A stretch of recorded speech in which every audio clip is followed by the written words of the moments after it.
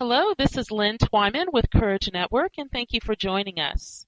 I have with us Urvashi Gandhi, a manager for the Community Leadership Program of Breakthrough. Breakthrough is a human rights organization, and one of their campaigns is called the Bell Bajao Campaign, a campaign that's bringing domestic violence to a halt in India. Urvashi, thank you so much for joining us. Thank you, Lynn.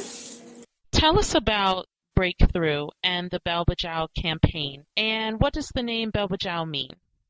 Breakthrough is an international organization which works on human rights issues in both India and the US. In India, the main focus of our program is on women's rights issues, and we try and work in a very focused sense on women's rights, and mostly on women's rights through taking up topics of domestic violence, sexuality, gender, and how HIV and domestic violence are interconnected and how vulnerable women are because of domestic violence to HIV, and also the other way around. The methodologies that we use are of media, using popular culture in media, and also through folk art, using theatre, using a lot of folk dances and songs to bring out these issues in the community. We also try and do a lot of trainings and education work through which all these issues which are raised in media can be interconnected with people so that people get a sense and more understanding of how they can take these issues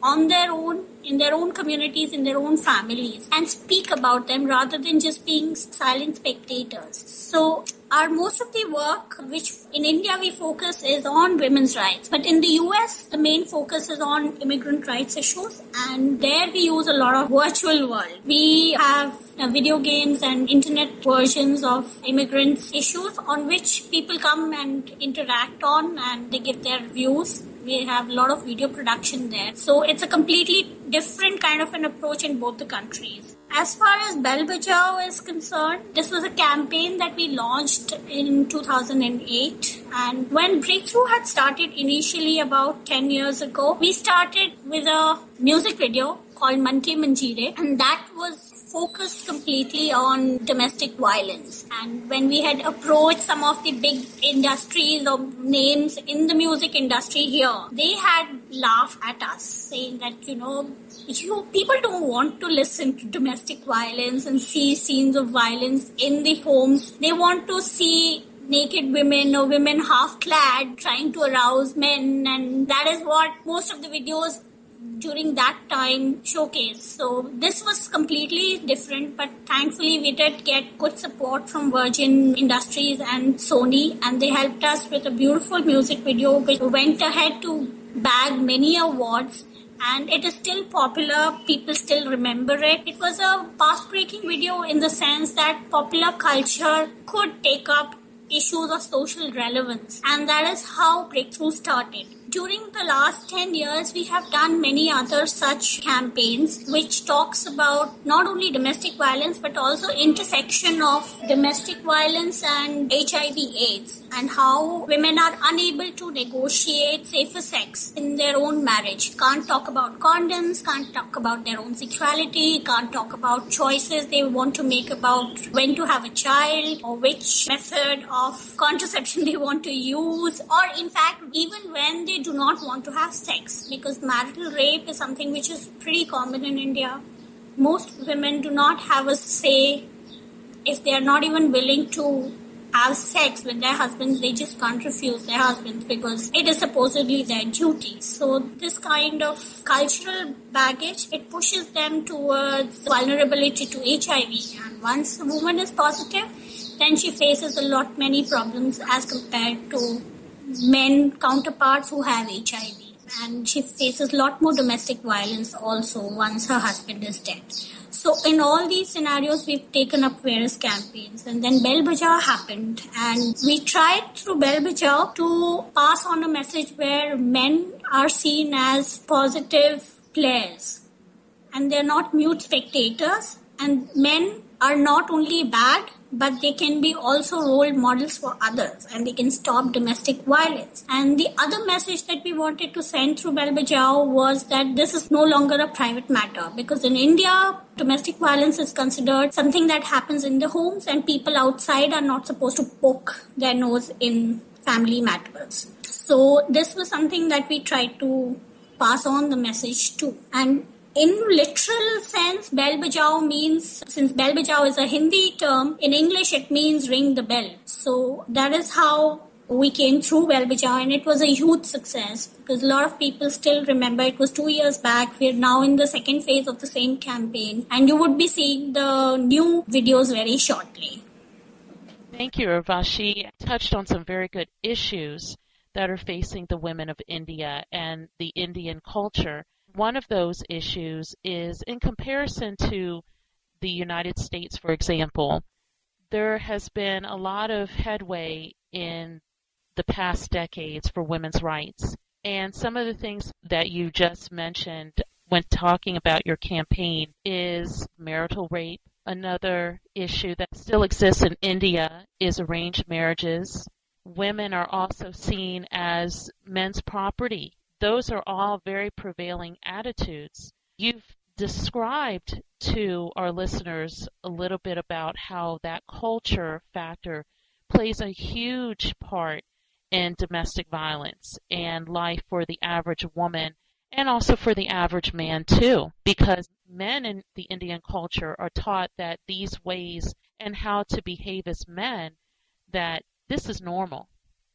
India, basically, in the family structure, we completely are patriarchal by nature. Patriarchy then demarcates certain roles for men and women, and they have to be very strongly followed by both. So in case any one of them who does not follow the set normative role patterns, then there is a problem. And then you are labeled as being too feminine or masculine, irrespective of your, in case you are a male, then you are feminine. In case you go and wash utensils, or you take on certain cleaning up roles, or you take care of the child. And if you're a girl and you are too vocal, if you're a girl, if you move out on your own too frequently, you answer back to people, that is also not considered very womanly. So in a culture from where I come from, in general, there are lots of do's and don'ts for both men and women. And these role patterns actually are the ones which push you towards violence in homes. And it is okay. There are a lot of studies which have been done in the last few years which show that actually women justify getting beaten. It was the most shocking thing to hear. In fact, a lot of people in the Western world don't understand this, but then this is the way violence is internalized in us, that women say that it's okay to be beaten in case you haven't cooked your food well, or if you don't take care of your parents, or in the sense in-laws properly, then in case you don't take your husband's permission to move out. And it's not just the woman, but the man also, because he sees his father in the same role. He takes on the same ideologies, and both of them justify violence. So in a scenario where violence is so ingrained, it becomes all the more difficult to talk about violence. And when you talk about it, they say that, you are making life hell for us in case we speak out, because the moment you speak out, that would mean more violence. And how do you stop the cycle then?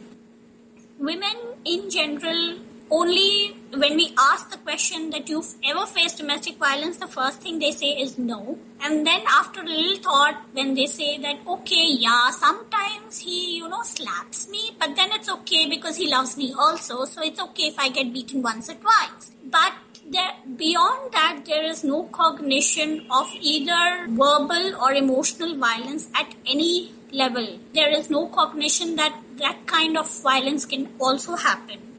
Economically, women are not given any freedom. Many a times, women who have their own earnings also do have joint accounts with their husbands or with their brothers or fathers or whosoever. And what to do with their salary is decided by the husband or whosoever is the joint accountee with them. So all these issues are there. But One place which does not even get mentioned is the place where sexual violence happens, especially when it's within the family, whether it's through blood relations or even if it's husband-wife relationship. It is not spoken about openly at all. And especially within the relationship of husband and wife, it is the duty of a wife to please her husband in bed. She does not have a say whether she wants it or not. If the husband wants it, she has to obey his command.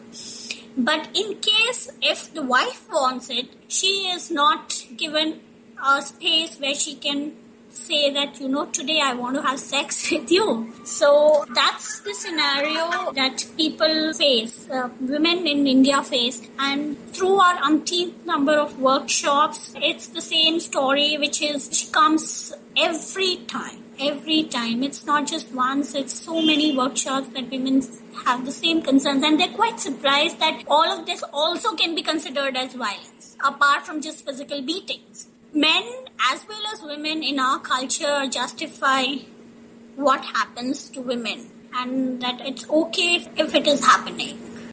I can imagine how life-threatening it can be for a woman if she were to ever speak up. And also, too, for then they realize that something is going on in their family that shouldn't be in terms of the abuse. Can you elaborate a little bit on men? If they speak up, what are the consequences for that? There are a lot of men who try to speak up. People are very quick to label them in the sense that they might just say that, do you have a relationship with? That's if the outside person is saying so. If the person is not within the family. If there is violence on the wife and the husband speaks up, then the mother-in-law is the one first to accuse her own son. That why are you now suddenly after marriage not taking my side, and why is the wife so important? So it's a double-edged sword for men also, and they find it difficult because they do not have spaces to voice their concern. There are a lot of men who have taken steps to stop violence against women. It's not only in the domestic space but also in the public space, and that is heartening because domestic violence just can't be ended with only women taking a stance. It is also the men in the family who need to realize that, it is every person's right to have a life free of violence. Whether it's a man, a woman, or a child, or an old person, violence is not the solution. One can't justify violence. So men do take, but they have a lot of hurdles to cross before they actually are able to go ahead. But still, it is much easier for men to take a stance rather than the woman herself. Because for a woman to stand up, she is immediately called as a bad woman or a woman who wants to break the family. And that is why women are very scared to take any such step. How have attitudes about women changed in India over the last few years that you have seen personally? The biggest step came in around 2005 when Government of India passed law against domestic violence. So this was called the PWDV Act, or the Protection of Women Against Domestic Violence Act 2005. And that was the beginning where the law of India, the Constitution of India, acknowledged that there is violence happening in the domestic sphere with women.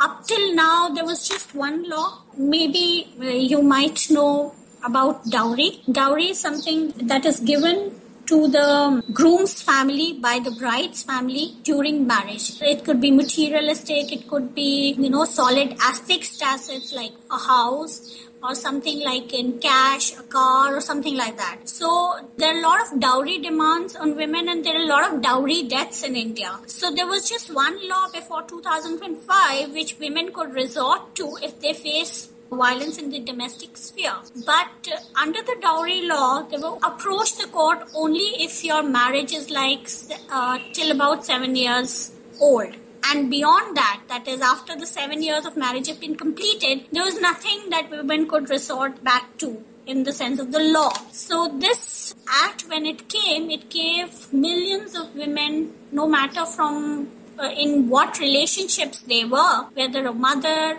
or a daughter or a wife, anybody in the domestic sphere, any woman in the domestic sphere could take protection under this law. And it also acknowledged that apart from physical violence, there were a lot of other manifestations of violence which were happening, and it's not just the physical beating. It also gave protection to women who are in live-in relationships, which was not there in any other law before this. So this law was groundbreaking in the sense that it has tried to provide women to some kind of a resort in the law. But again, because of modernization, there have been places where women are now opening up a lot. But then still, majority of our population stays in the villages, and that is where the most impact is. I won't say that it's only in the villages that domestic violence happens, but it's all across all class. It does not matter which state you come from or what kind of a family background you have from, whether you're uneducated, educated, it just doesn't matter. It happens everywhere. But the changes in the financial structure has also enable some women in the cities to take up certain very drastic measures. Awareness of the law also helps them. But in villages where the awareness is a lot less, that is where the problem comes from, and they are not able to voice their own concerns. Thank you for sharing some really great insight about your country, the things that you're facing there. And I want to encourage all of the listeners to remember that domestic violence is a global issue. It just does not affect you and your own country or state or city. People around the world are facing this issue, and they're facing it to so many different degrees.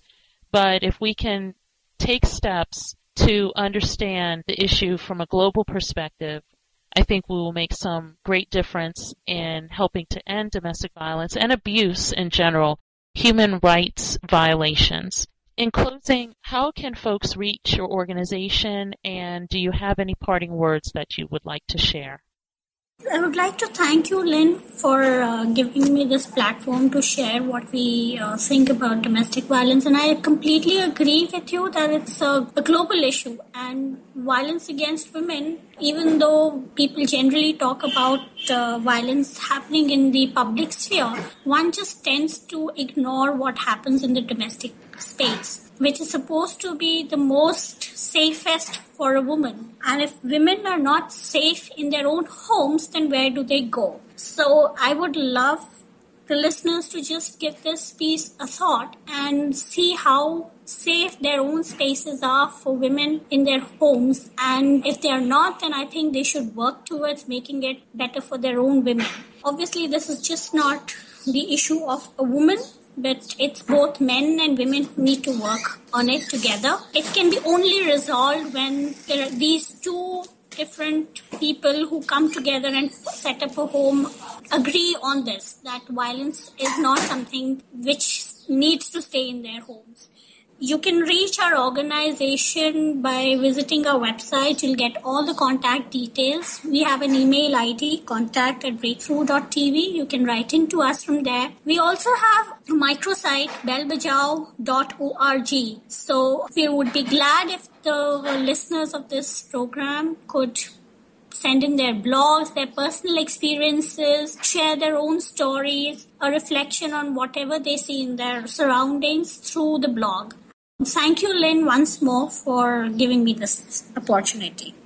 Thank you so much, Urvashi, for being a part of the solution to domestic violence. We really appreciate you. You can reach the Bell Bajao Campaign by going to their website, which is www.bellbajao.org. For our listeners, this is Lynn Twyman with Courage Network. Our website is www.couragenetwork.com, where we're building courage by working together. Take care.